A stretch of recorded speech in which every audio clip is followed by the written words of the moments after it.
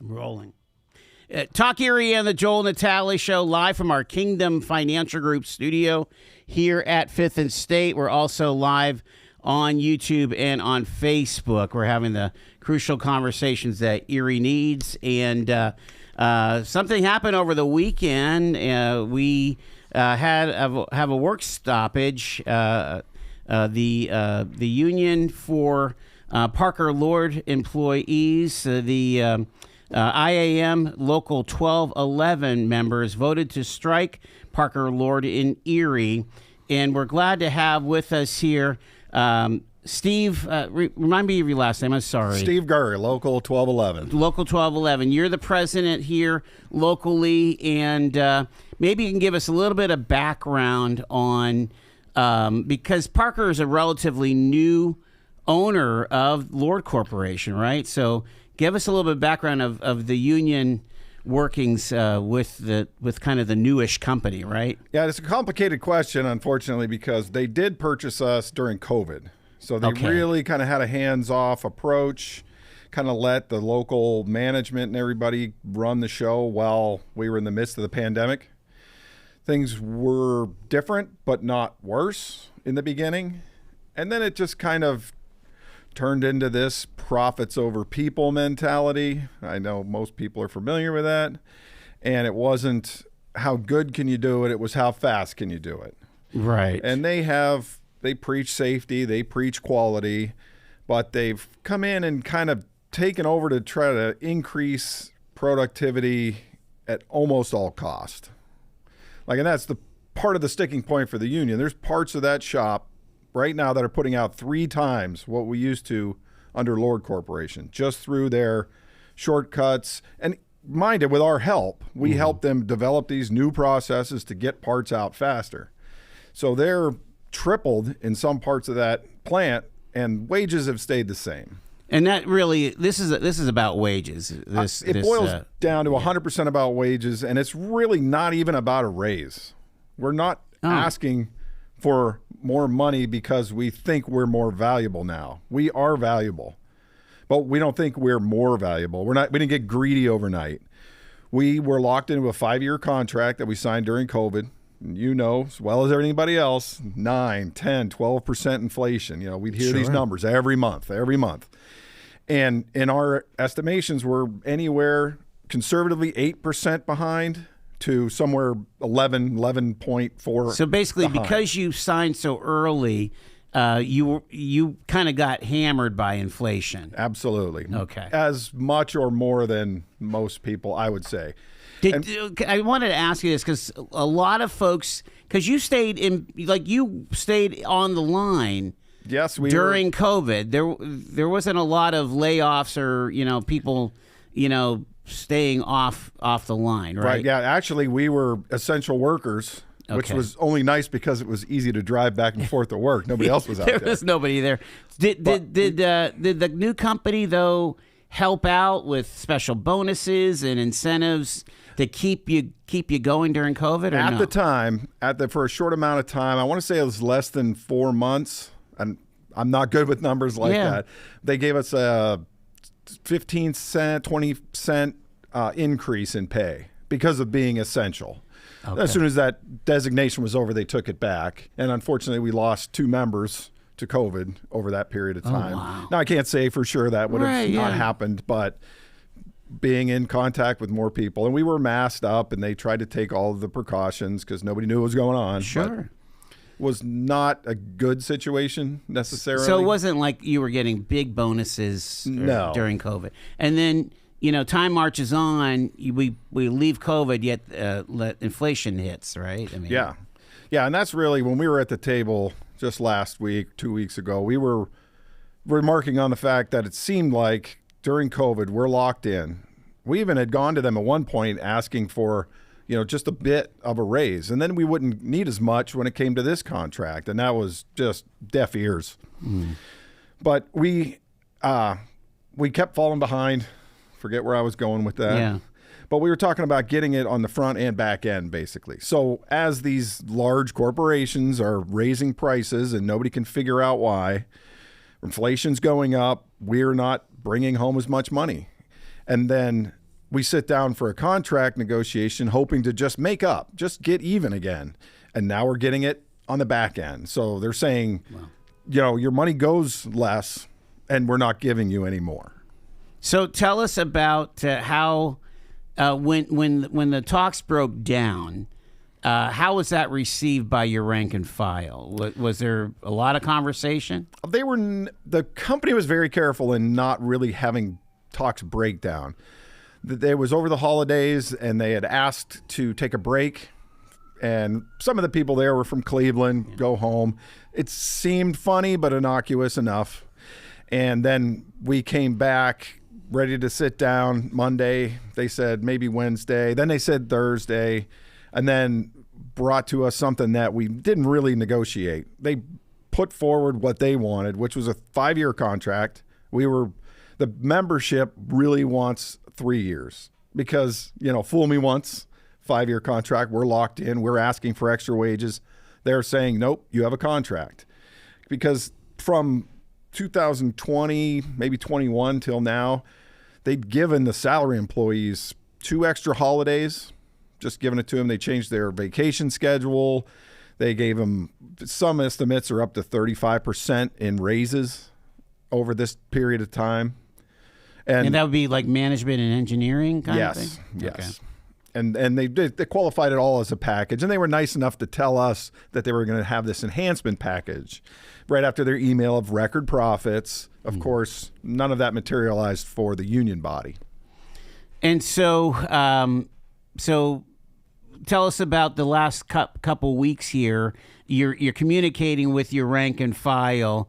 I mean, going on strike, especially for a company like, the former Lord Corporation, I mean, it's not part and parcel of the DNA there. There's never been a lot of labor disputes, right? No, the last time we went out was 74, so it was like 51 years ago. 51 years ago, wow. They had a strike, and since then it's a profitable division. It really is. There's less than half, but close to half of the stuff we do is military. Like that. We take pride in that. Like, we know that we have to be there doing a good job because we're the tip of the spear. There's billion-dollar aircraft, and I can't get into too many details. No, you don't want to break any confidences. But sure. There's nobody that doesn't sweat a little bit anytime there's a helicopter accident and Marines go down because, God forbid, it's our fault. And it never has been. They've had faults and they've had pilot error, but we take a lot of pride in the fact that we're qualified, we're skilled. Every single person is a qualified inspector. We all take geometric dimensioning and tolerance testing every 3 years.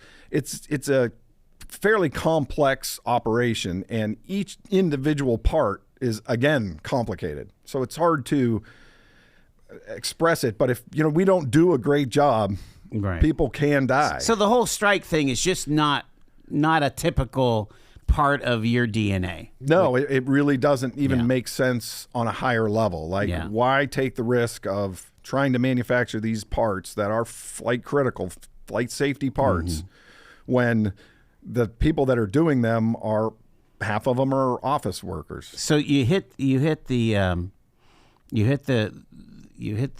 picket lines, last night? It was Sunday night at midnight. That was when our contract was actually over. And what is the feeling, again, as you talk to your brothers and sisters in the union? That another complicated question because we're so used to dealing with Lord. Like, I have 26 years of experience there. I've been on most, I think it's 5 or 6 contract talks, and I had an understanding of how that worked, and got just kind of deteriorated to the point where it wasn't bad, it just never got good. So we ended up having no option but this contract that was deficient in wages, longer than we wanted.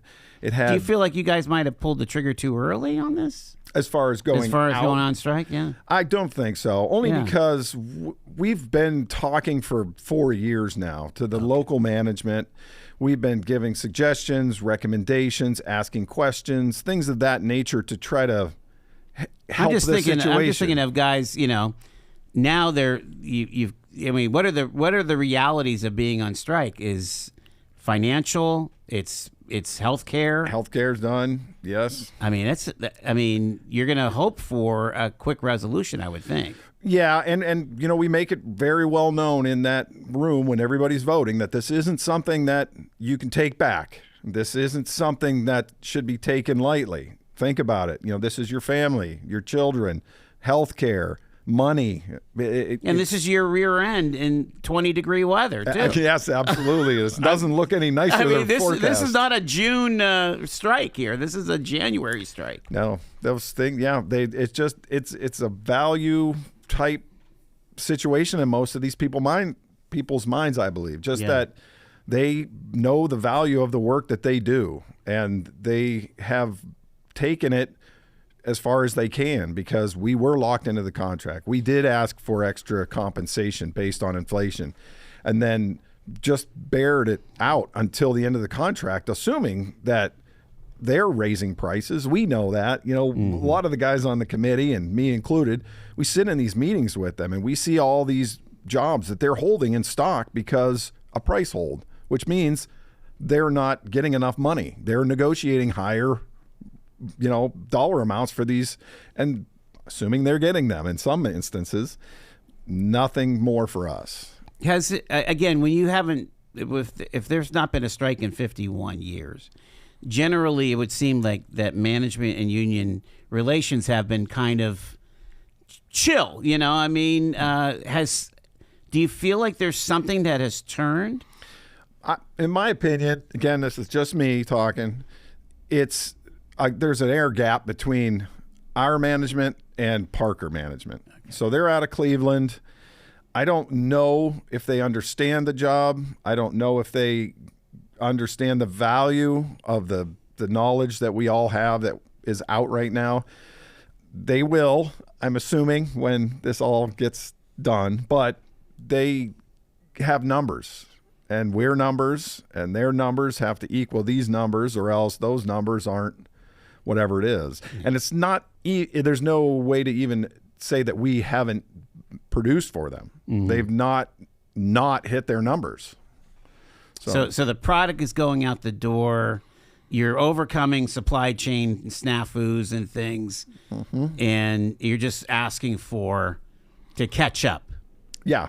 Again, I don't want to put words in your mouth. That's exactly what I'm saying. I mean, I know how, because it's not a bad paying job, but at the same, and it's hard for me to tell somebody that's, working at a convenience store or, in any other job that, like, I've heard these things when GE went out on strike. Yeah. Like, you guys make a lot of money. What are you complaining about?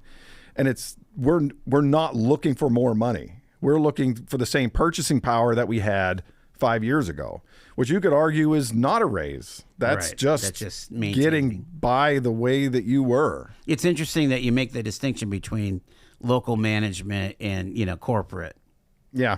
That's kind of a tough spot that they're in, I guess. Yeah. And I can't say I blame them fully. Like, they have requirements and goals to meet, and we've been putting the numbers out. The dollars have been there, but with no reward.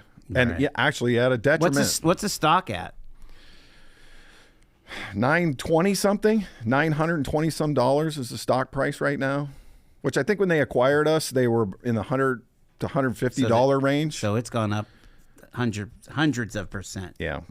And I'm speculating here, but they put us in manufacturing, and we do almost exclusively aerospace. They do have an aerospace division, but you know how these mega corporations are, if this is yours, this is what you get.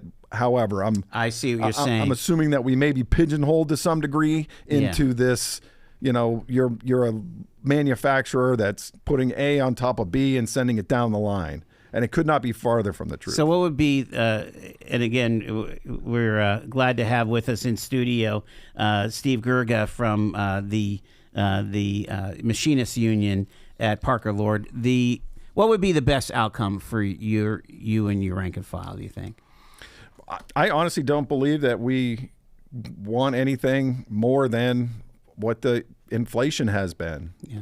Like, we'd be happy to do the job the way we know how, add the value to their parts so that they can make even more money, just giving us the purchasing power that we had. I mean, the healthcare keeps going up. I mean, everybody out there knows groceries, healthcare, childcare. That's another thing. Like we have talked about the middle class in general and just how the middle class is going away. Like my silly little thing is babies over billions. I want people to be able to afford a house and have kids. And anymore, you have to have 2 incomes. And childcare has gone through the roof. So it's getting harder and harder to keep that middle class, to keep the country strong, so that we don't end up like Russia, where you got 50 or 60 oligarchs running the place and everybody else just takes what they give. I mean, we're not beggars in this country. We want to go out and we want to work hard and do a good job, feel pride, add value, and be compensated for it so that we can afford to live in today's society. One of our listeners is asking, is there a way that the general public could help your strike fund? We are taking donations. I'm probably not the person to ask. Yeah. We can put something out, I'm sure. Okay. I know that firewood is always welcome. Okay. Well, I think Sunday it's supposed to get down into the single digits, and we do man the gates 24/7. So anybody with a pickup truck or extra firewood nobody would turn them away if they showed up at one of the 4 gates that we're actually picketing. And again, this is only on the Robinson Road location. That's correct. Final question. Again, you've been working there how many years? 26 years full time. I mean, pretty darn good job, huh? It is a good job. It's satisfying. But you guys have openings, my understanding. They have hired a lot of people. We've actually got people now that aren't even qualified. They've been hiring for the last year. So many new people. They're still in their training phase. Huh? Yes, yeah. So I want you to talk to a young person and say, you know what? This kind of manufacturing job, this kind of aerospace, advanced manufacturing, really high-tech job, is a worthwhile endeavor. I believe it is. Even with Parker as the owner and not being a local lord, they were a family company and they're good to work for, fair.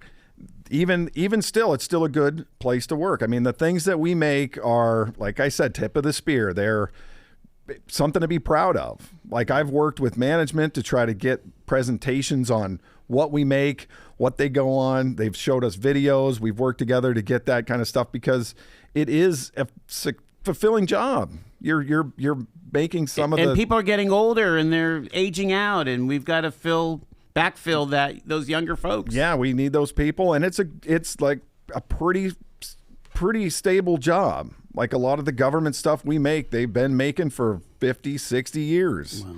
So you can come in, you can raise a family, you can keep going with that job if we can keep up with inflation.